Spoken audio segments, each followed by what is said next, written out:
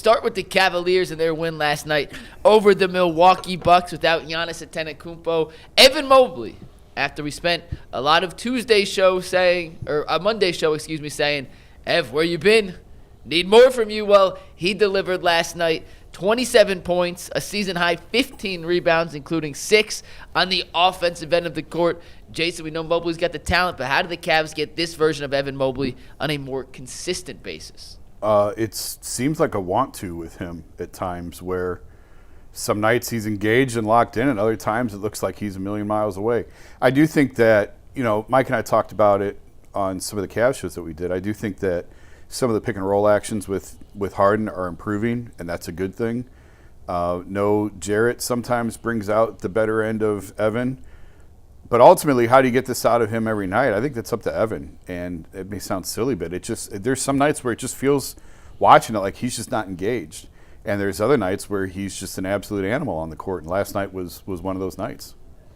Yeah, this is what we wanted to see. No Giannis. And by the way, God, I'll give the Bucks credit. This game was a lot closer than what people may think. Kevin Porter Jr. acted like he wanted to just be, I don't know who he thought he was. He was out there cooking. And he just felt like they couldn't miss for a while. But Evan Mobley, the thing I'm most impressed about was the 15 rebounds. And I go back to what James Harden said in the post-game conversation a little bit. He's like, Evan Mobley, 27 points, 15 rebounds. He should have, and he goes, should have had 30 plus. He should have had 35 or something like that. But we'll take it. But I agree. I like that sentiment. This is on display. We've seen what Evan Mobley can do when he is aggressive, when he is assertive, and when he figures out that I'm going to get to the basket and a lot of these guys can't cover me. And the thing about the Cavs, they have the advantage, and I know everybody's playing small and everybody wants to go with these small lineups, but the only way to get people out of that is to make people guard your bigs and to put them guys in conflict. Hey, if you want to shoot threes on the other end, that's great. But we're going to put you in pick and rolls. We're going to make sure Evan Mobley get the ball. And then we're going to hammer you down low and figure out whether or not you're going to foul us or put us in a position where we're going to be getting easy layups or putbacks. So this is the level of energy that I like to see. And this is the consistency that you're looking for. And this is the stuff that's going to be the make or break. We keep talking about it. Tyvus says it. He is the X factor. If you can get this from Mobley, you can contend with pretty much any team. But it's all about the consistency, boo. It's just about day in, day out. And that's the thing. And then Jason and Mike have been saying for years, Mobley's got to be the best player, It's a little different with James Harden here. He doesn't necessarily have to be the best player. But the difference between Evan Mobley and guys who are elite players is that they do this all the time. Yes. And maybe not every single game, but they do it a large percentage of the time. Evan Mobley doesn't do this a large percentage of the time. Is it possible? Is he still young enough at this point in his career that he could? Yeah, I wouldn't say there's no chance. If last night is the Evan Mobley that will become the norm, or at least the semi-norm, then the Cavs could definitely win a title. But right now, there's no reason to believe we're going to see that guy every day. Obviously, Giannis not playing is a big factor, especially in the rebounding. Sure. But it's funny because yesterday I said, we were talking about this because Mike had the numbers for all, I think for Donovan, Jarrett, Evan. The on-offs. The win-loss record when they're not here. And when Jarrett Allen doesn't play, the Cavs record stinks. When Donovan doesn't play, the Cavs record was not very good. When Mobley doesn't play versus when he does, they basically had the same record. So my point was, why is Jarrett Allen so much better when Mobley's not there, but Mobley's not so much better when Allen is not there? But last night, he was. I think individually he does have some of his best games when Jarrett isn't there. It may not be. It doesn't translate to victories. It may not be impacting wins and losses necessarily, but it feels. Maybe I'm wrong on that, but it just feels like some of his big performances have come when Jarrett isn't there, and frankly vice versa as well with some of Jarrett's games. And this is the biggest game he's had without Jarrett Allen and with James Harden. But and this is why it's frustrating sometimes because it's in there. You know it's in there. Right. And that's like I said after last year, I'm not saying he can be the best player. I do think he can be. I'm not saying he will be. I'm saying the Cavs' only chance of winning the championship is if he is. Do you still feel that way even with Harden here? No, it changes a little bit with James here. But it obviously gives them a better chance. Yeah, if he plays like that every night, which I don't know that he's going to. I do think it was interesting that he played that well with both Mitchell and Harden. Yeah. It wasn't like one of them was also out, and so there were more shots to go around. It's not like Jarrett Allen being out doesn't take away opportunities for Mobley. It kind of does, though. Well, in the pick and roll, you're right. And now it does with James there. And last night was by far the best we've seen Harden and Mobley work the pick and roll. A couple things real quick, and then I did a little breakdown if you guys let me play it in a sec. But in March, he's played 1, 2, 3, 4, 5, 6, 7. He's played 8 games in March, so decent sample size, right? He officially came back from the calf injury late in February. In March, 8 games, he's averaging 22 and 10, shooting 59% from the floor with 2 blocks, a steal and a half, and 3 assists per game. He's playing better of late. He is. He's been playing better. Now, the free throw percentage is egregious. Yeah, what did he do last night? I can't remember now. Last night was 3 of 5 from the line. In the month of March, where he's averaging 21 and shooting 60% from the floor, he's shooting 52% from the free throw line and just 24% from 3. So he's averaging 21 and 10 without being able to make a shot. Was shooting the worst free throw percentage of his career. So if he could just find even slightly above his season averages in both of those, it'll go up even more. And as he continues to play with James Harden, they'll kind of find better pick and roll chemistry. I did a little breakdown this morning. Do you guys mind if I play? It's like 2.5 minutes long. Yeah. Go. This kind of highlights what Mobley did yesterday that allowed him to dominate a Milwaukee team, granted without any kind of superstar big that he was going against. Yeah. But it's the little things he did last night that make the Cavaliers really dangerous if he can do it against better teams. Mainly the last 3 plays we look at, how he operated in the pick and roll with James Harden compared to how we talked about him operating the pick and roll following that Orlando game a couple weeks ago. It's like 2.5 minutes. Take a listen. Evan Mobley had arguably his best game of the season against the Bucks last night, and let's look at how Evan turned aggression into points. Let's start with the offensive rebound part of this. Mobley had 6 offensive rebounds in the game. That is the most he's had in a game this season that didn't go to overtime. 15 boards on the night, the most he's had in any game this season. And just look at this real quick. Bobby Portis, Evan Mobley. Strength advantage probably goes to Bobby Portis. We've argued, we've debated, we've complained. Mobley, you got to be more physical. We'll see where the position starts, and look where this ends. Mobley moves Portis out of the way, gets the board, goes back for the easy 2. Watch this one more time. Mobley to start this play is in the right help position in case the drop-off pass came from James Harden. As the shot goes up in the corner from Donovan Mitchell, he moves Portis out the way, gets the board, finishes. Thing of beauty. Next play. Next couple plays, actually. We did a breakdown the other day on how the pick and roll between Harden and Mobley hasn't been as effective as the Jarrett Allen Harden pick and roll because Mobley's not a traditional rim runner. Evan must have saw that because on the next 3 plays we're going to show, watch how his rim running impacts the rest of the play. This is not a traditional pick and roll. Instead, you're going to see Harden and Mobley come down and set a little double drag screen for Max Strus, who comes off from the pass from Keon Ellis. After Mobley sets the screen here, he's going to hard dive. Watch what that does to the defense as Strus comes off, catches this pass. Mobley makes contact, hard dive. It's a 2-on-1. Portis in no man's land. Strus throws it up. Mobley finishes with these. Once again, as Strus comes off here, Mobley makes contact. You can see the contact right there. That leaves Strus and Mobley now in a 2-on-1 against Bobby Portis. As Strus gets downhill, Portis in no man's land. Mobley, 2 points.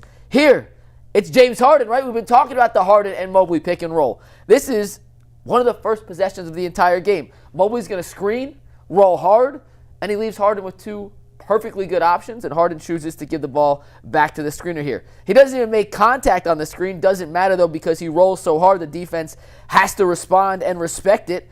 And if he had chosen, this is the man now guarding Evan Mobley, who's supposed to be guarding Sam Merrill. If Harden wants to, he could take Merrill for the open 3. Instead, Harden's eyes are reading number 7. As 7 trails off Mobley, comes back to Sam Merrill. That's going to leave a wide open Evan Mobley underneath the basket because his man, 20, is now trailing. It's way too late. and it leads to an easy dunk. Once again, the hard rim run opens up things for everything else, and there's no better example of that than this right here. Early in the first quarter, shot clock running down. Mobley's going to come set a screen for Harden right in this area and immediately open up and roll to the basket. It's a more traditional pick and roll setup than how Mobley likes to operate with the slip, finding space. Harden reads it perfectly, little drop-off pass, and that is a really skilled finish from Evan Mobley. Once again, not complicated, guys. Hit the screen, make contact, roll to the open space. When you have an elite passer like James Harden, he's going to find you. And when you're as skilled and talented as Evan Mobley is, those are finishes he can make around the rim against bigger defenders. Evan Mobley hasn't taken a step back this year. It's the consistency that's killed him. And when Evan Mobley plays consistently like he did last night against the Milwaukee Bucks, the Cleveland Cavaliers are going to be incredibly difficult to beat in any kind of 7-game playoff series. Nice job, Mike. That was a good breakdown. Who is number 7, by the way, on Milwaukee? I don't remember. I think it's Marjon Beauchamp. Oh, one of my favorites. G League two-way guy. On that, by the way, on that second to last play you showed where number 7 went back out to Sam Merrill, that was bad defense on his part, wasn't it? Shouldn't he have stayed with Mobley? I know he's not a big guy, but... I mean, you want to leave Sam Merrill wide open for 3? Isn't that better than leaving Mobley open under the basket? I guess it's a philosophy. Yeah, you don't take 2s or 3s. Yeah. It's, hey, right there. And I guess he figures that the guy behind it's a really was good recovering. pass for what it's worth. Yeah. I mean, he was a kind of he's reading Harden's eyes. Harden gets a little no look. He drops off. That's tough play to guard. What really stood out to me was the last basket you showed, because that was a type of bucket from Mobley. You don't see him make those kind of moves. It's usually just a dunk that last shot. Is this the one? Like that? It's a really tough left like hand. without going off the glass too. Like that was a pretty tough shot. With the left hand, by the way. Yeah, I like that one. Jarrett Allen too. Jarrett Allen has weird to say, but he has way better touch than Mobley down there. Jarrett Allen is very adept at any round the paint, like left hand, right hand. He shoots a very high percentage. Now Mobley still shoots a good percentage, but yeah, that is a tough left hand finish. Now, Mike, the thing I looked at as well is I took a look at these the stats a little bit, and I've been saying this since James Harden got here. There's 3 different versions of James Harden. You can get the passing facilitator version. You can get the uber aggressive Houston version that is a high volume shooter but still is going to pass the ball. And then you kind of get one of those like mid James Harden where he's with the Nets. He's trying to facilitate but he can still score. I think that he needs to be more on the spectrum of a scorer. When he's coming off them pick and rolls, James Harden has to have the threat of him coming off being aggressive looking for his shot will eventually open up the rest of the stuff off the pick and roll. You take a look at what he did last night, 27 points, 7 of 10, 2 of 4 from 3, 5 rebounds, 6 assists. I'm a firm believer that if the Cavs want to be competitive with the top flight teams, he's going to have to be more in that 24, 25, 26 range. I wonder if his injury, G, has affected maybe some of his aggressiveness on offense. I think he's just trying to fill it out. Yeah. I just think, Jason, you come into the situation where Donovan Mitchell is the guy. You're trying to figure out what guys can do because you can get yours. Yeah. You're just trying to figure out where Sam Merrill likes the ball, what Evan Mobley can do, which side on the pick and roll can he finish. So I think it's a little bit of him just getting acclimated, but I think it's still in there. I think the thumb is what it is at this point. I really don't think it's hindering him that much. Okay, good. That's great. One correction real quick. Kevin Porter Jr. is number 7. Marjon Beauchamp is number 7 on Philadelphia. That's my bad. I had my teams mixed up. But Harden had 11 free throw attempts last night, G. Yep. That means he's turning the corner, getting downhill. In the 4 games after he injured his thumb, just those first 4 games, he had 13 twos and 23 threes. Since those, in the 4 games after that, so their last 4, it is back to flipped where he's taking more shots in the restricted area and rim, less settling for threes, which I think is a good sign towards him being more comfortable taking contact going down. It clearly means he's feeling better, which, as you say, it might just be. It is what it is. It is what it is. But he probably does feel, he's adapting. Yeah. And he's like, all right, it's going to be a little painful at times, but, he can play with it. Donovan has not shot the ball well. No.